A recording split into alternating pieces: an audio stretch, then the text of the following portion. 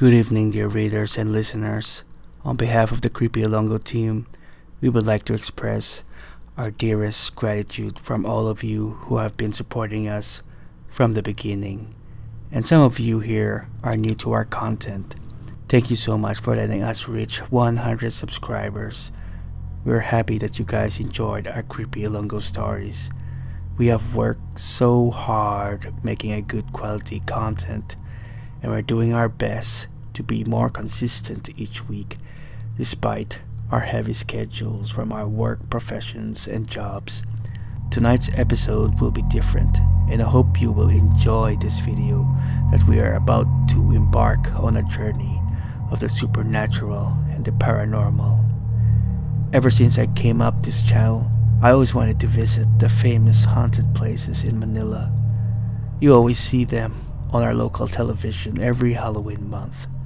Now, I want to visit those places and share the whole world that I got to visit at one of the most famous haunted places here in the Philippines. So sit back and enjoy. I went to Manila recently not for the purpose of touring the famous sites, but for personal reasons. I stayed for only a few days, and the following day, I returned to my hometown province. When I was finally done with my errands there, I was fortunate enough that night that I managed to squeeze in my schedule and tag a friend of mine who was willing to help me out taking pictures and footages. Since it was late in the evening, all the heritage sites we went there were already closed, so I decided to take photos of myself along with the reported haunted place.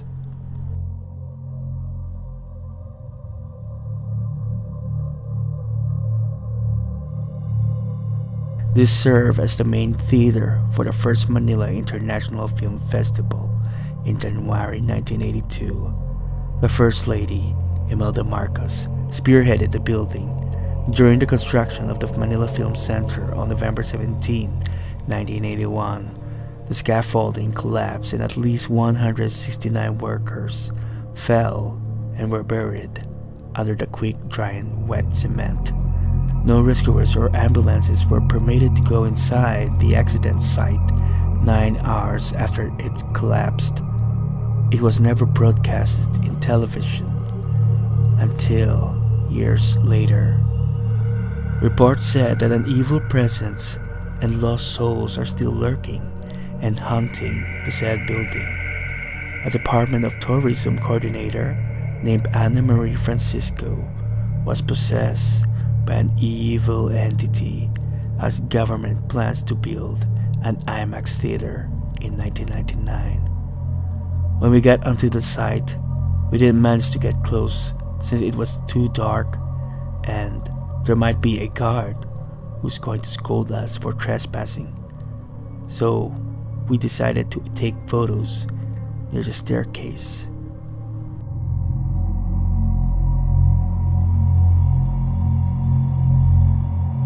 Intramuros is also a walled city in Manila, and Fort Santiago was built in the 16th century for a Spanish conquistador named Miguel Lopez de Legazpi. It was also built as a defense fortress against the Spaniards and was fortified in 1651. In December 30, 1896, this is where Jose Rizal spent his last days before his execution.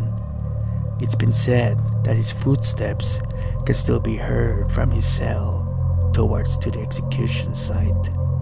In 1985, Fort Santiago was being used as a torture chamber in the Second World War.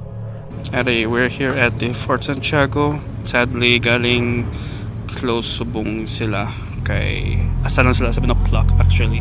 So wala kami kaingagaw kay gabi na. Kami tanay kung makaano kami pa makasulod. Damo lang gid mabatean mo din stories, reports na may gapapatyag sa sulod sa fort. So yeah, para upod ko sa punta ga kuha man sa iyang ano. So yeah, sadly, sorry guys, close ang sarado ng place. So next time na lang magbalik ko di.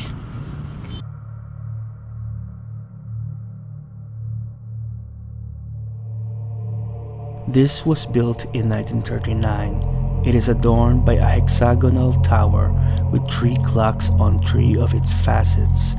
During the battle in Manila in 1945, the City Hall was heavily damaged from shelling. After the war, the city was rebuilt during the War Reparations Program of the United States and was heavily criticized due to its shape of its floor plan, which looked like a coffin.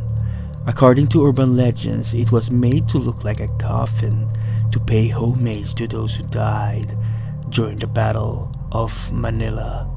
According to the employees of the building, you need to leave the hall when the clock strikes at 6 in the evening.